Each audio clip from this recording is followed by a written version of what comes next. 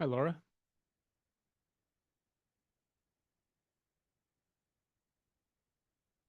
Oh, you're on mute. Yeah, I clicked it and didn't click it quite right. No worries. How you doing today? All right, how are you? Good. Thanks for showing up here. I think it's rare that I do sort of a schedule change because I usually do this on Thursdays, but I always get worried that people will miss the message and show up tomorrow and not show up today. I just heard about this a couple hours ago, so Okay, awesome. Welcome. thank you. Hi, Amber, Eric, Jancy. Good afternoon. Hello, hello. Good afternoon, Eric. Hi, Amber. You guys are open to it. Love to see your faces. With this sort of new way of working from home and being on, um, just there's a lack of, it's tough to connect with people on Zoom, and so part of the reason I do this is to connect with folks, and I love seeing people's faces and trying to, put a face to a name. So if you're open to it, I'd love to see you guys. Um, so how many, just show of hands, how many first timers here today? Oh, awesome. I'm glad you guys made it. I usually do this on Thursdays, but I have a bit of a schedule change this week as I'm going out of town starting tomorrow. Um, and is everyone from the Never Search Alone community? Okay, awesome. Thanks for showing up. Let's give folks a minute or so to trickle in, and then we'll get started. I'll put this in the chat here. There's a question board. Um, if you want to drop your questions in there, that helps me manage it a little bit better. I just dropped it in the I just dropped it in the chat there.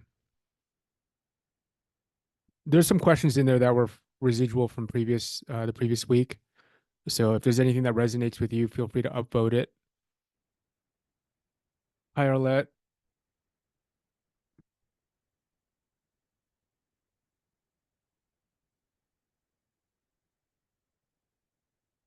There's a job board. There's a question board I just posted on on the chat here, the Zoom chat.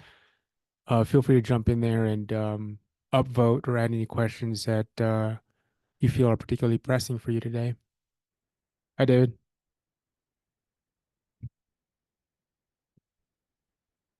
Glad to see you made it, David. I know Yeah, there's a little bit of a schedule change for this week, so yeah, no, thanks for doing this. of course. Yeah, good seeing you.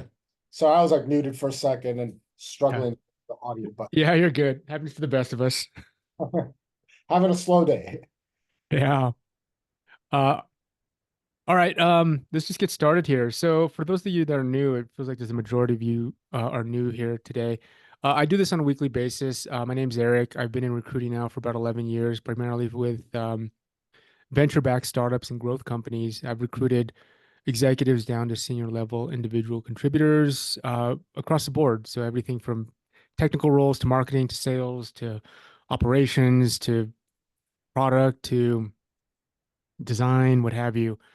Um, and I've done full desk, which is really sort of the consultative side in terms of managing the accounts with the clients, to doing the sourcing and active recruiting. So everything in between as well. I'm part of the NSA community as of, gosh, I lost count, but not last, for almost 12 months now. I moderated two job search councils. And the reason I got involved was because at the time I was looking to go back into product management away from my previous career of 11 years of recruiting. And anyway, long story short, I was a job seeker for about a month and ended up moderating, but decided to really kind of just pour my energy back into recruiting and building out continuing to build out my recruiting practice. Um, and so again, I do this on a weekly basis, anywhere from half an hour to 45 minutes. Sometimes we go an hour.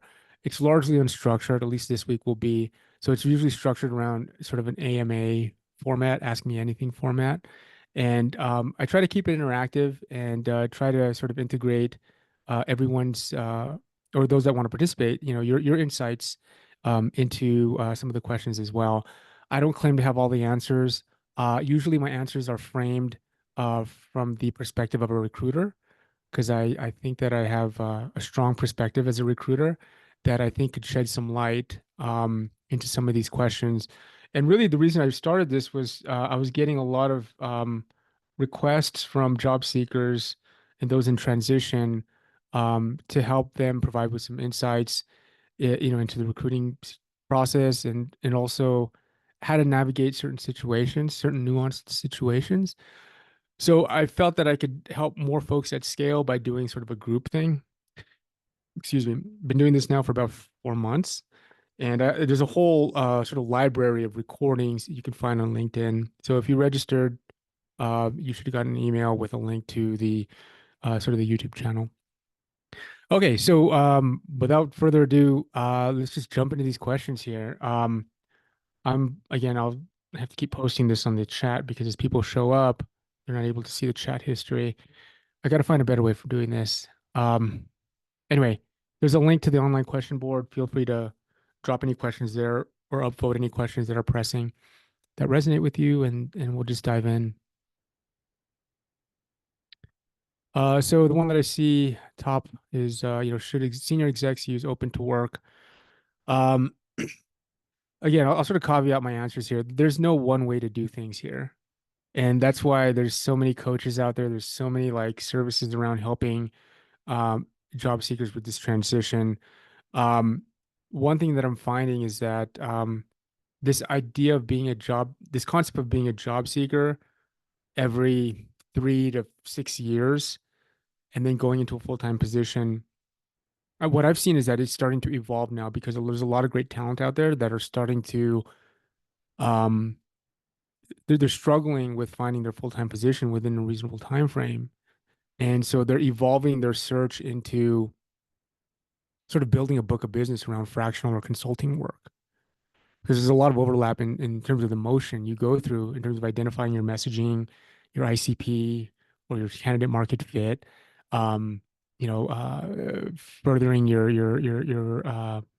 uh, your personal brand through things like your LinkedIn and things like that. And so that's one I just want to mention that there's a bit of an evolution there that I'm starting to see. The other thing I should mention is that we're kind of past this summer lull that's quite common, in the cyclical sense, the cyclical hiring sense.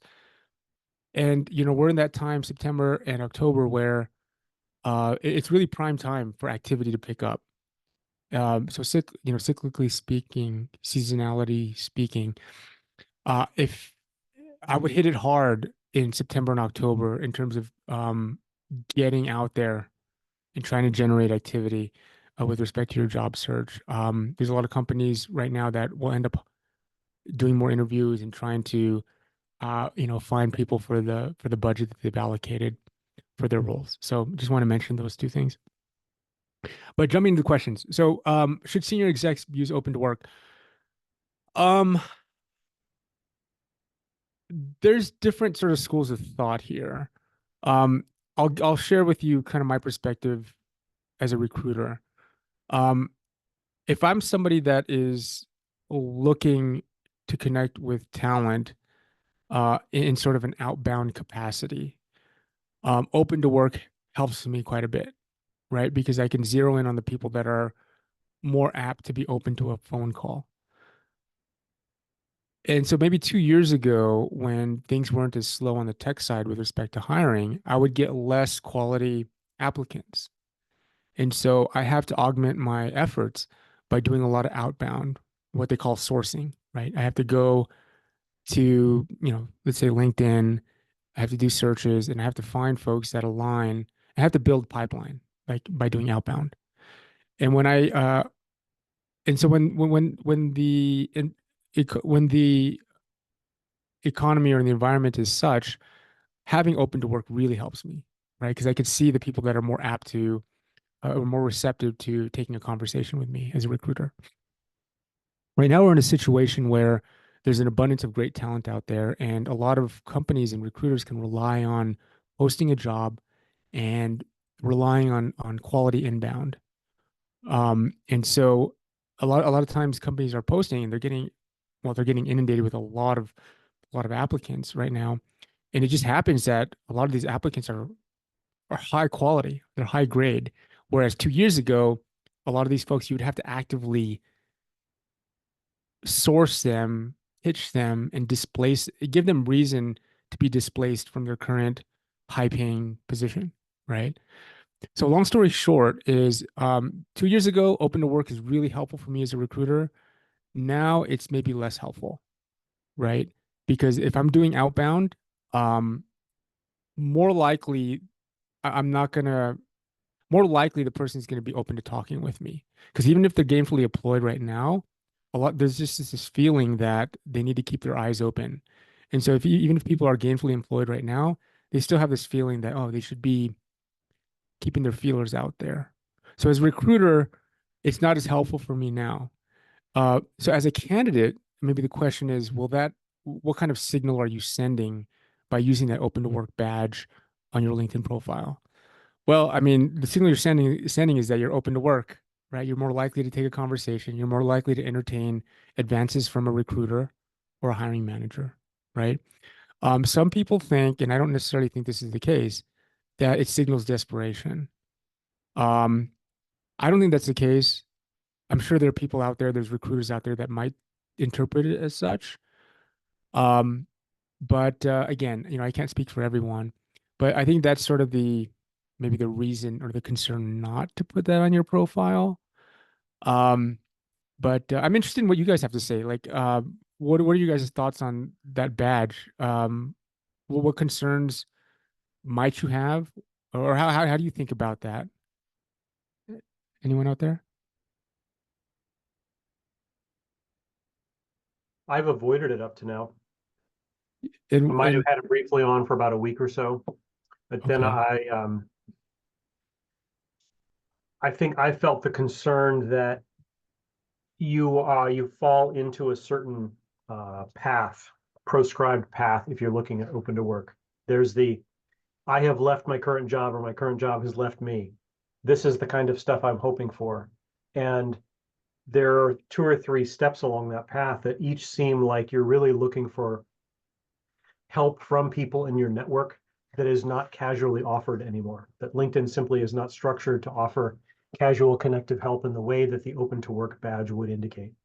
So I'm glad that they have the internal version where I can be open to work from a recruiter search, but I do not want to put my own personal face up in that way if I'm going to post or share something on LinkedIn, because that's not the way that I think of LinkedIn as a tool right now. yeah, okay, it's fair. 2020, maybe that was the way that I saw LinkedIn as a tool if I was in the same situation. Yeah, okay. Anyone else have any other thoughts on this one? It's a common question. All right, let's move on. Recruiters have told number two. Let's see. Recruiters have told me to reach out on LinkedIn after I apply, but when I've done this, my message is often unanswered. Do cold LinkedIn messages work? Can you share any effective messages you received in the past?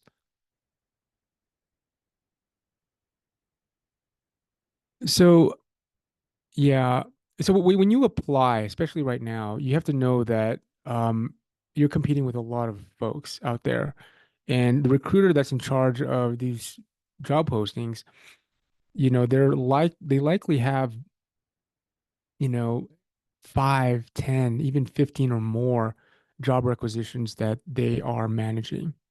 And so any one of those given job requisitions may have to the tune of several hundred applicants. And so you should definitely get accustomed to identifying and connecting with ideally the recruiter that is owning that job requisition and or the hiring manager. Um, you can do that through LinkedIn. A lot of recruiters spend a lot of time on LinkedIn. What I would recommend is engaging with the recruiter or the hiring manager through any content that they may have written, even if it's months or even years ago. Like it, put a thoughtful comment there, tag them in the comment, and that will get on their radar, especially if they're in LinkedIn regularly, right? Then you could follow up with a connection request. And then if you have the means or the appetite, you can try to find their email address. And there's a lot of tools out there. Hire Tool, there's Zoom Info, a lot of free tools out there too. You can use on a trial basis to get, sometimes they allocate like 5 credits a month, something like that. It's a lot of work to do that, but just relying on applying alone, just so you know, like these job requisitions are getting a lot of applicants. As far as effective messages that I've received in the past that catch my attention, what people mostly do when they're reaching out is they'll lean heavily into, I'm a job seeker. I saw this role. I'm really interested in it. I think I'd be a great fit. Would you have some time to talk about it? That's pretty common, and not to say that's completely ineffective, but I'm just saying it's common. To the extent that you can do something different, you'll more likely stick out.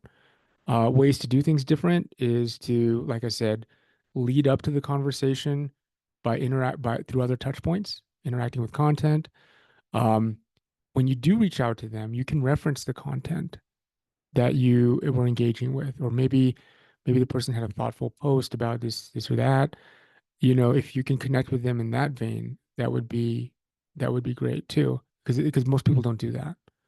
Um, so part of it is understanding what most people do and trying to differentiate. If there's ways that you can add value, that would help as well. A lot of recruiters are interested in connecting with the right talent, and so to the extent that you might be able to connect them um, with the right talent and sort of signal that, that could catch a recruiter's eye as well.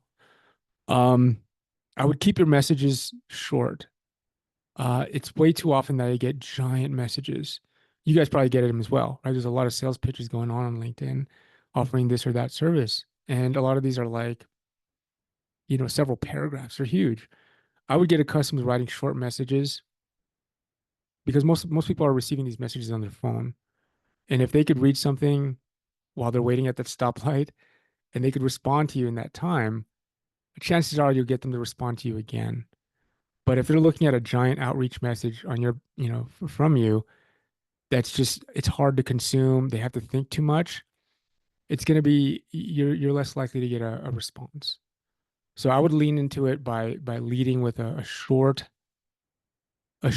question that will engage them. Then you could start to, you could start to get a little bit more meaty as they start to engage, if that makes sense. You don't have to share with them your whole history or the whole reason why you're reaching out to them or this or that. Just get a small bite. Once you get a small bite, it's easier to get a bigger bite in terms of responses. And that's what you want to do.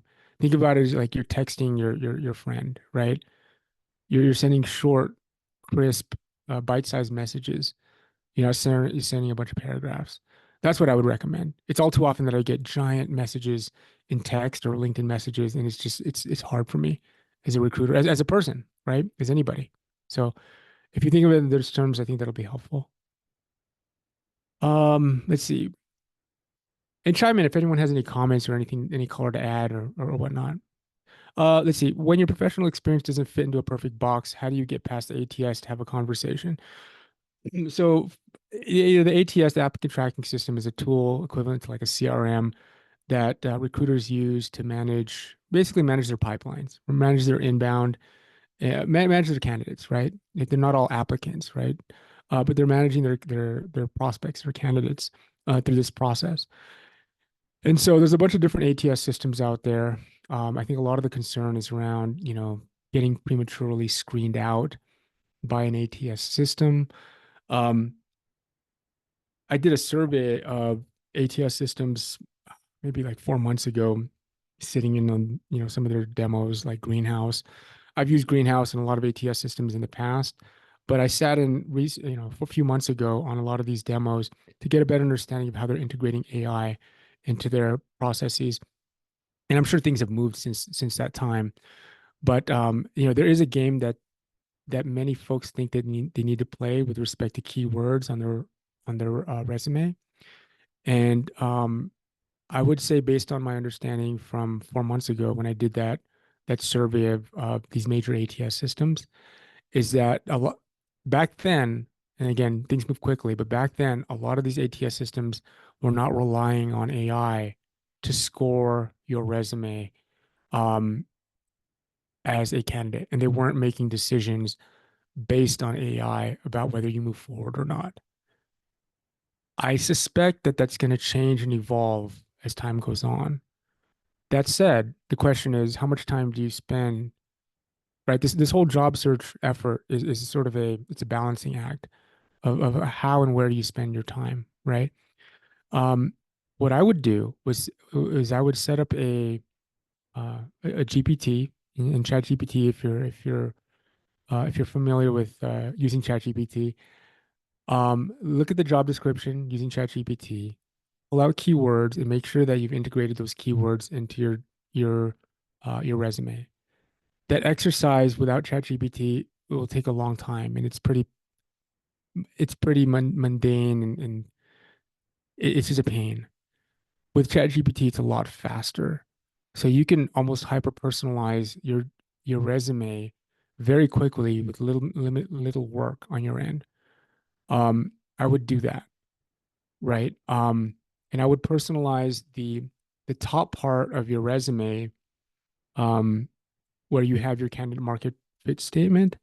I would include maybe three uh, career accomplishments that are hyper personalized to that job description. Because as a recruiter, when I'm looking through a resume, I'll scan the top.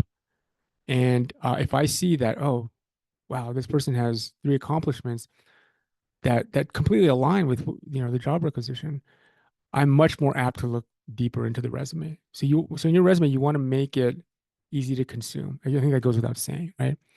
But that's one way you can do it. For me as a recruiter, that makes it really helpful for me, right?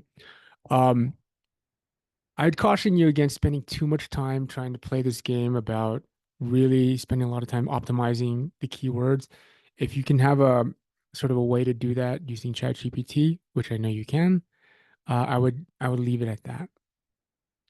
But yeah, I think things are going to get, as time evolves, and a lot of these incumbent ATS providers, they'll start to integrate more AI into the sort of the sifting process, the evaluation process. So yeah, I would spend a little bit of time there, but not too much time. How much do you negotiate when you are not working and only have one offer? Is there a danger in losing the offer if you try to negotiate? It's a good question. To the extent that you can have a stronger, what they call a BATNA, a best alternative to a negotiated agreement. In other words, if you have multiple offers, that's a better place to be, obviously, right? Because you have a better BATNA. If you have one offer, that is it's still a good place to be, but you have to think about sort of what leverage do you have. And I'm not suggesting you don't have any leverage, because you do have leverage. When you come in the negotiation table, I think the one thing I'd recommend is, well, there's a few things I'd recommend, not in any specific order, but one is, yeah, you have to be competent when you're negotiating. And what I mean by that is you need to understand the market, right? There's nothing worse than negotiating with somebody that's incompetent, right? If they don't know what their value is, if they don't know what they want, if they're just, you know, yeah, if they don't know what they're looking for, if they don't know what they want, if they don't know what they need, if they don't know how to come up with creative options, it's very tough to negotiate with someone like that. It's tough in a non-constructive way, right? It's one thing to be a tough negotiator. You become a tough negotiator by being competent, right? And so, if you only have one offer, the one thing is that negotiations start from the moment that you engage with the recruiter in the company, right? So, and what I mean by that is, the negotiation starts in terms of helping you to become more competent, right? Understanding what the opportunity is about, understanding what's important to you, understanding sort of your floor. And again, floors are not limited to base salary. And although that's often a major um, a factor, right, in an offer.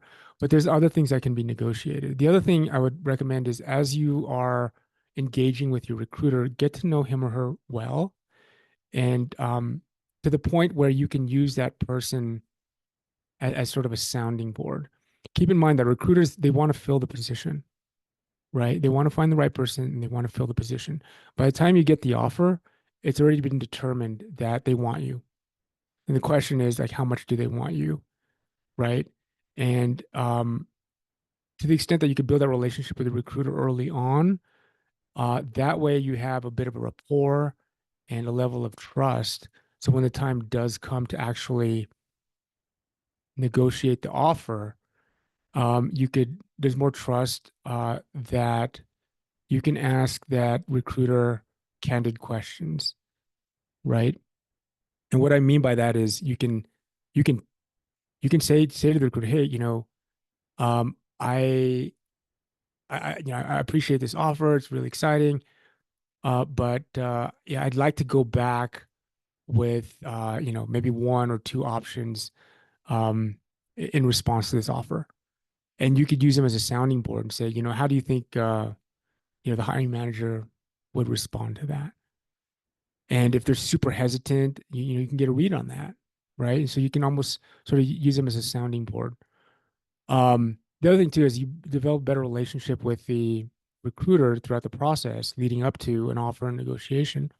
You can get a better sense of sort of their tolerance for negotiation, right? Some organizations are large, they they don't negotiate, right? Because to negotiate, they'd have to go through layers of bureaucracy to get things approved.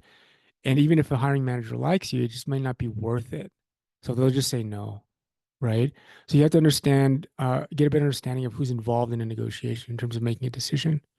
If it's just a hiring manager and you have a good rapport with the hiring manager, then you might have more opportunity to negotiate more creatively. So part of it is understanding what kind of environment they'd be working with. Does a recruiter does he usually the recruiter doesn't have say in that, right? They're messengers. They're trusted advisors or confidants of the hiring manager. But a lot of times recruiters don't have decision-making power in terms of that sense. But they could be a great resource to you leading up to the negotiation and during the negotiation. Um, is there a danger in losing the offer if you try to negotiate? Short answer is yes. I've seen it before where candidates they get too entitled and how they approach the negotiation is an example of how it would be to work with the person. And so if they are completely zero sum in the negotiations, they're not thinking win-win. They're only thinking about how big of a piece of the pie they get.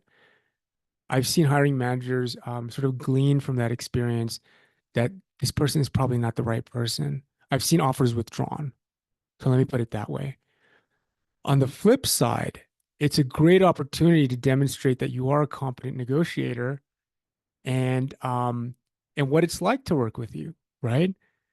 Thinking win-win, thinking of creative solutions, right? Sort of what do they call it? I think the word is collaborative negotiation, right? Where it's not me against you, it's you and me against the situation, so to speak, right? And so if you can position yourself like that, it's a great way to kind of showcase, your ability to think creatively, to solve problems, to work with people, to demonstrate EQ, to demonstrate your knowledge and your understanding of the market, for example, right? Especially if you're in a sales position or a closing position, that's part of the expectation is that you're able to sort of manage that effectively, right? So yes, there's always a danger, but there's also an upside if you handle it well. Um, let's see, what does it indicate about the company if the recruiter is really positive and energetic versus scatterbrained and low energy? That's a good question.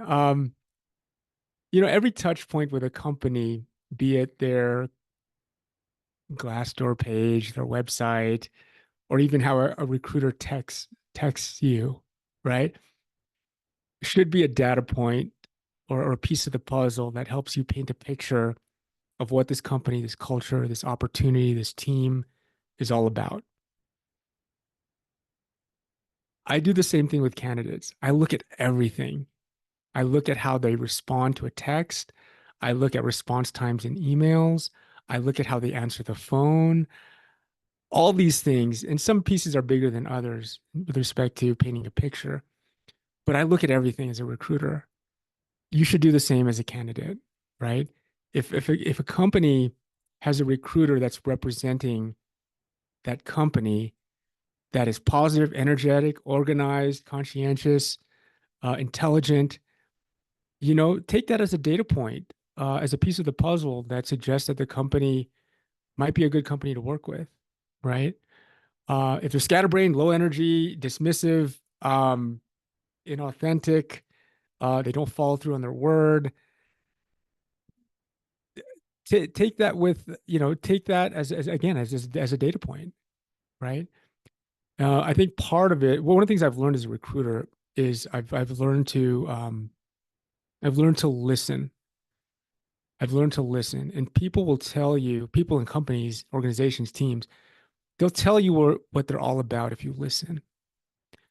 And what I mean by listening is like listening without like having that sort of selection bias, right? You might be going into an interview or your discovery with a company having, being starry-eyed about the company because of all the things you heard, and that might bias obviously the data or the evidence that you're willing to look at. So what I'm suggesting is, try to listen with an open mind and open heart. And this goes for not just for companies, but with people as well, right? Relationships, if you can listen and you can, people will tell you what they're all about. So I hope that helps. Let's see. Are you open to being a part of a listening tour, i.e., reviewing a Manukan two-pager? I am open to it. I think part of the reason I've just been inundated. It's tough for me. I get a lot of requests for this, and I try to. It's part of the reason why I do this on a weekly basis because I think I can help more people by providing some insights in sort of a one-to-many um, sort of environment. Um, so, but yeah, I'm open to it. Let me just leave it at that. Um, if you're connected with a recruiter and shared your resume and you make meaningful improvements to your resume, like following your preview advice. Oh yeah, okay. Should we resend it to the recruiter? Okay, a little bit of context here. Is there anyone on the call who asked this question? Okay, so let me give you a little bit of context. This came from ChatGPT, actually. ChatGPT is really good at sort of giving you a preview of what it's about to say, right? So if you ask it for, give me a list of, I don't know, I'm struggling with an example here. So if it gives you a list of bullet points of, I don't know, different facts about vacation spots, I don't know, right? In front of that sentence or two, they'll give you a little, almost like a subcategory or a label. And I call that a preview. Um, and I thought, these previews are really helpful for me. So imagine, as a recruiter, so imagine looking at your resume and, for a given position, maybe your current position or your last position, let's say you have 4 or 5 bullet points of your accomplishments. The bullet points, are a great format as opposed to like prose or like paragraphs. The bullet points are very helpful for me as a recruiter to consume that information. But the preview, and I don't see people doing this. This is something that I kind of innovated, again, using ChatGPT. The preview is basically, what is that bullet about? right? So instead of me having to read a 1 or 2 sentence bullet about an accomplishment, I can automatically get a preview about it. So I'll give you an example. So if you're a salesperson and you have several accomplishments, let's let's say one of your accomplishments has to do with closing a new logo, right? Getting a new client. You might say that as a preview, like new logo attainment. And then that would be an example of the preview. And then on that same line, you have the full description of the the quantified accomplishment. And so the previews make it very easy for me as a recruiter or a reader of your resume to scan your resume and look for specific bullet points that are that I'm interested in, right? So, given that, just following up on that same example, maybe the next bullet point has to do with, as a salesperson, creating a scalable sales motion or something for the team, right? So it might be something about sales operations. I don't know, right? So when I'm looking through this resume, just by scanning the previews, I can quickly zero in on the things that I'm interested in. Again, people don't do this. It's just not commonplace. But you can easily do this now with ChatGPT. Just put all your bullet points in and ask it to provide a preview or a summary, um, and it'll do it. Right? You don't have to do any thinking. Obviously, you should verify to make sure that it really is aligning. But again, people don't do this, and that would be something that would be really helpful for me as a recruiter to consume and navigate your resume. Um, so this person's asking if they made improvements, meaningful improvements. That's probably the key word: meaningful improvements to the resume. Should they resend it to the recruiter? Um, my inclination would be yes, um, assuming that they're meaningful improvements. Um, what I wouldn't want to receive as a recruiter are just one resume update after another. Because it signals to me that, that maybe there's just too many things in flux, right? Or maybe your early stages in terms of like tuning your resume or something like that. So I wouldn't want to see too many, but if you made meaningful improvements to your resume, it gives you an excuse to reach out to the recruiter, and to kind of keep them top of mind. Yeah, I wouldn't, I would welcome it as a recruiter. What does it mean if a job is not posted on LinkedIn, whereas the company or other job offers are posted on LinkedIn? Does it indicate the priority of the right? What does it mean if a job is not posted on LinkedIn, whereas the company other job? Oh, does it okay? I mean, my thought here is a little bit speculative. I think it really depends on, how they are promoting their positions. It might be an indication of priority of the rec. I mean, that's something you could verify with the recruiter, right? Like, how are you finding, are these jobs posted? If and when you get to a call with a recruiter, you can ask them, how are they promoting this opportunity? I don't know if you want to, use up one of your questions for that, um, but a lot of companies are posting on LinkedIn, they're posting on Glassdoor, Indeed. So there's various places. The A lot of these ATS systems, when you create a job description in the ATS, a lot of these ATS systems they give you connectors such that they connect to LinkedIn and various job boards. And when you create and publish via the ATS, it'll automatically push it to these different job boards. Um, so as far as indicating priority of the rec, it's hard to say, right? It depends on the recruiter. In some cases, a recruiter might, if they feel they're going to get inundated, they might they might ease into how they're promoting the position, right? So then maybe they'll start with their favorite job board and they'll post it there and see what happens, right? And then, maybe if they don't feel like they're getting adequate inbound or exposure, then they might sort of turn on the job boards, to that end. So it just really depends. Um, okay, I think we're at about time, but 10 minutes over. Um, I will These other questions we can deal with next week, and same time. Well, not same time next week.